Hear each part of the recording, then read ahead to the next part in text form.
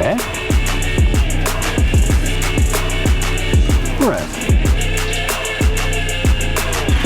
With this car, Mazda's bringing back its rotary engine, but with a little twist to it. What does that mean? We'll find out right now. Welcome to R-EV Rev. The car's full name, the Mazda MX-30 e-Skyactiv R-EV.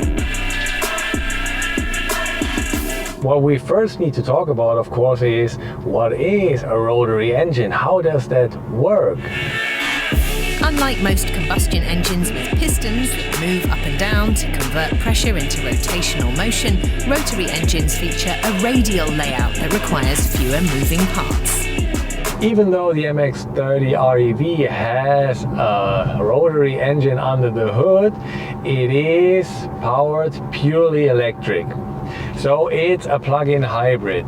The car will always drive with the help of a 125 kilowatt electric engine, and the rotary engine will only have one job, and that is to provide energy to either fill the battery or to directly give it to the electric engine. The electric motor drives the front wheels. Right next to it is the generator, which provides the electric power with a little help from the adjacent rotary engine. Let's talk a little more about the tech facts. We have a 17.8 kilowatt hour battery, which is basically half as big as in the purely electric version. The top speed is the same, 140 kilometers an hour, and it will make the dash from 0 to 100 kilometers an hour in just over 9 seconds. So it's by no means a sporty car and not a fast one either, but you have to say, this type of car, plug-in hybrids, they are made for fuel-efficient driving without the fear of being stranded somewhere because the battery is empty. The MX-30 comes in 3 different powertrain configurations. It debuted as an EV in 2020. Plus, there's a mild hybrid model for Japan and Australia. And now there's the R-EV. But why did Mazda choose a rotary instead of a piston engine? It fit in the same engine compartment with EV model and mild hybrid model. So this is about 18% space saving compared to the reciprocating engine. Since space in the car is limited, the compact rotary engine fits easily under the hood without the need to sacrifice passenger room. The MX-30 R-EV has 3 different drive modes that are normal, charge and EV.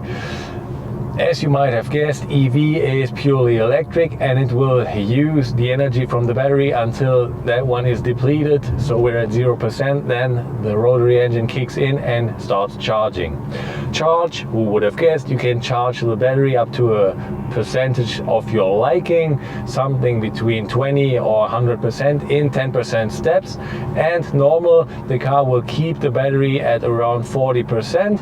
So if you're over it, it will drive purely electric, and once it drops to 40, it will start the rotary engine to charge. The base model comes with full LED lights and parking sensors at the front and rear, 18-inch alloy wheels, a head-up display and a rear-view camera.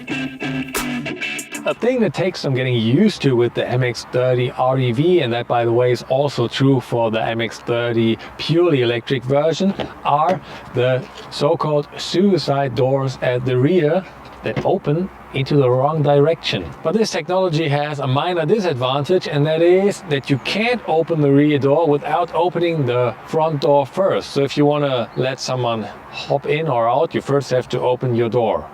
Not very practical. On the other hand, to get into the car is easier because you don't have the B pillar that takes away space. But the space in the back is pretty small.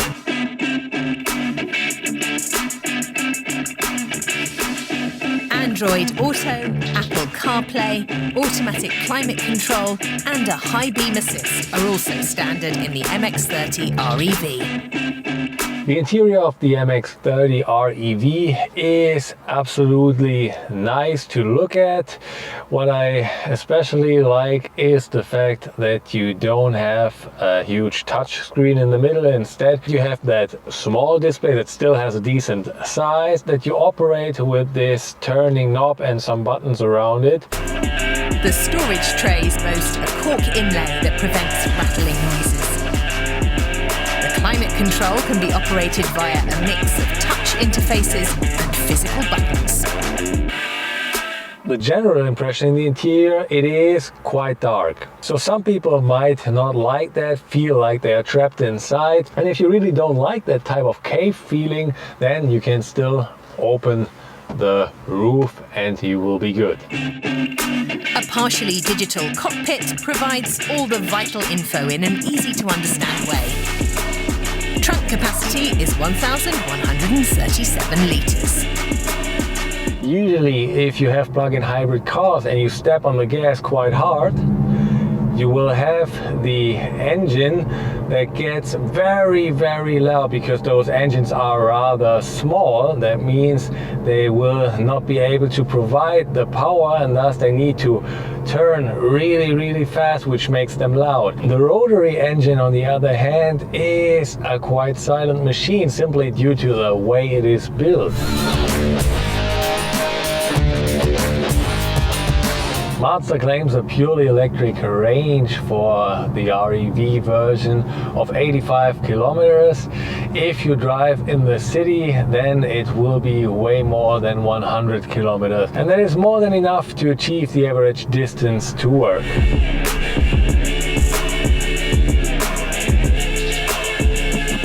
Additionally to the purely electric range, of course, you can drive with the rotary engine providing more energy for the battery and for the motor, and then you will have a total range of up to 680 kilometers.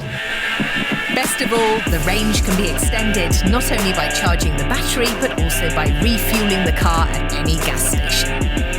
The MX-30 R-EV is a decent car, and the simple fact that Mazda managed to make a plug-in hybrid by simply adding this rotary engine to a battery electric vehicle is quite impressive.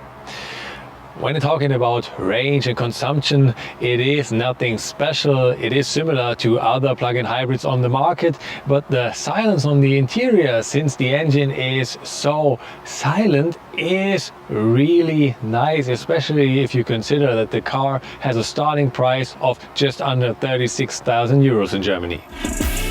That makes the MX-30 R-EV a real option, boasting silent driving, a high-quality interior and an extendable range. On the downside, space in the back row is rather limited.